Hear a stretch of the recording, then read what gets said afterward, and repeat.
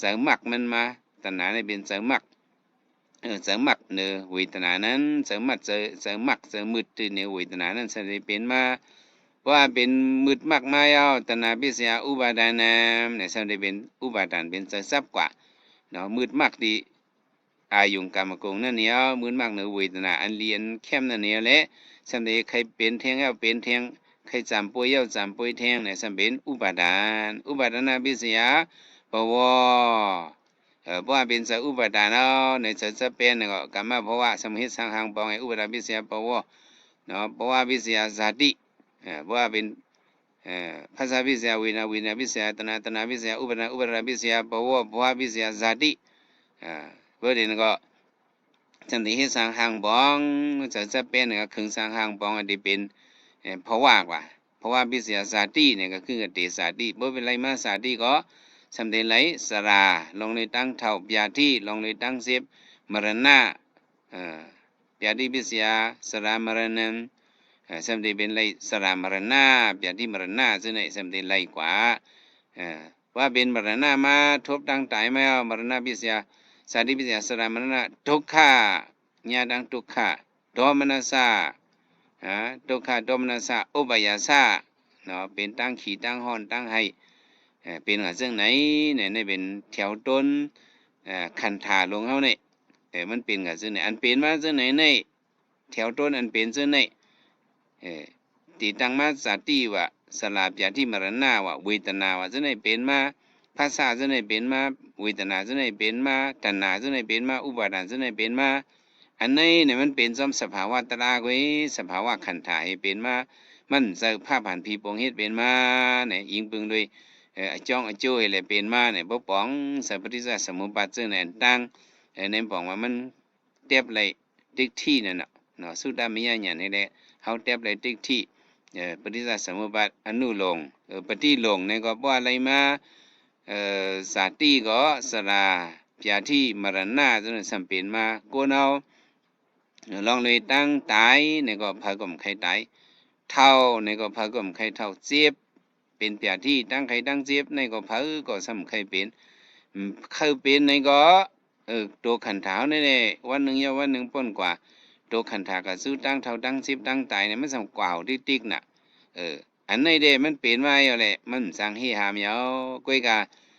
หนังหือเต็มเลยทบเทียงตั้งเท่าตั้งเจ็บตั้งตายมื้อหน้านั้นเนี่ยสำติเลยให้หยังเนี่ยติเลยขึ้นโหนด้วยก็พังแล้วสำไรเจ็บสำไรเท่าสำไรตายบ่ไหนซึ่งก็บ่มีสาตินั่นน่ะปฏิหลงเนี่ยขึ้นโหนหลังนั่นน่ะเนาะเฮียงแล้วสำไรมีสาติในสาติกำลังสำไรเฮ็ดมาก็บ่กรรมะเพราะว่าอุปทานให้เลยขึงสร้างหางปองมาเฮาจะเป็น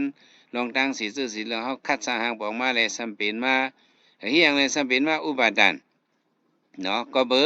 เสริมมักตัณหานั่นเป็นมาเนาะเฮียงเลยสำเป็นมาใส่ตัณหาละก็เบอเวทนาเลยเป็นมาเฮียงสำเป็นมาเวทนาก็เบอมีภาษาอันที่เตอเลยเป็นมามันเป็นซึ่งไหนก็ไม่ภาษาอย่างสำเป็นมาเนี่ยก็บ่มีอายตนะ6เปิงก็บ่อย่างในมีอายตนะสำเป็นมาก็บ่เป็นมานามยุกเฮียงในสำเป็นมานามยุกก็บ่ว่าลูกดีเอ่อปฏิสันธิวิญญาณนี่แหละเป็นมานามยุกเฮียงสำเป็นมาปฏิสันธิวิญญาณละก็บ่สังขารพิเศษเนาะสังขารก็บ่เฮ็ดสร้างหางปองนี่เป็นมาเฮียงในสมิสร้างหางปองคือสร้างหางปองให้บ่เลยเป็นเพราะว่าก็เบิ่มฮู้และเฮ็ดให้มันเป็นเดี่ยมฮู้อวิชชานั่นน่ะเชื่อว่าอันเป็นมาจังไหนในตาเต็มเลยเกิดเท่าเป็นตายนั่นเนี่ยเพราะว่ามาหาด้วยเงินมันเนี่ยเด้อองที่เตียบมันเนี่ยมันเป็นกะเหลอเนี่ยดีอันจับกันพิสุปันไอ้จ้องอันจับกันยามเหลียวเนี่ยอันเฮาเลยเป็นเพราะว่าโกนเนี่ยอย่าไปให้มันเป็นแทงนั่นเด้มันสังกัดเตียบเลยดีเวทนาและตัณหาในวงกลางในที่วงกลางภาษาพิเศษเวทนานั้นก็เวทนาพิเศษตัณหาในวงกลางนี้ในจังเป็นตีอันออกมุ่นป้นรอดไหลอย่างว่าเวทนานี่รอดาตัณหานี่รอดอในพวกเวทนานี่ตัณหานี่มันเป็นมาเวทนาเป็นมาสิตัณหานี่มันเป็นมาเนี่ยก็เป็นตีออกมุ่นป้นรอดเอาในปฏิจจสมุปบาทในทรัพย์เลี้ยงในบรรเจิไหนเละในเฮาไข่ในขึ้นปฏิจจสมุปบาทอันลาดกว่าอันตั้ง2 วันนั้นในขึ้นมาเก็บหูเวเหมือนในเฮาได้มา ต่อสู้เวทนาหันปอมาที่ในตัวเฮานี่เลียอันเฮามาเข้ากันตลาให้บ่มันหนังเนี่ยก็ฮู้กะเวทนานี่มันมีอยู่กูขิงกูข้าวมันลดโหภาษีก็มีเวทนานั้นของบ่ตัวขันธาเฮานี่เวทนาขันธาเนี่ยมันสัมปอกึกกับจับมาที่ขันธาเฮาอ่ะก็ในแหละบ่มีขันธาก็เวทนานี่มีเอาเวทนานี่เด้เป็นทุกขเวทนาก็เป็นสุขเวทนาเป็นสุขเวทนาก็เป็นอุเบกขาเวทนาเนี่ยเวทนามี3เปิง3ฐานเนี่ยมันเป็นเมียวหนึ่งก็มันได้เป็นมาเมียวหนึ่งลึกดีเวทนานี่แหละพอเอาธรรมดามันว่าเด้อันเฮามีญาณให้ด้วยกว่าเวทนานั่นเด้เวทนาพิเศษตัณหามันเข้ากับสู่ตัณหาติ๊กๆก็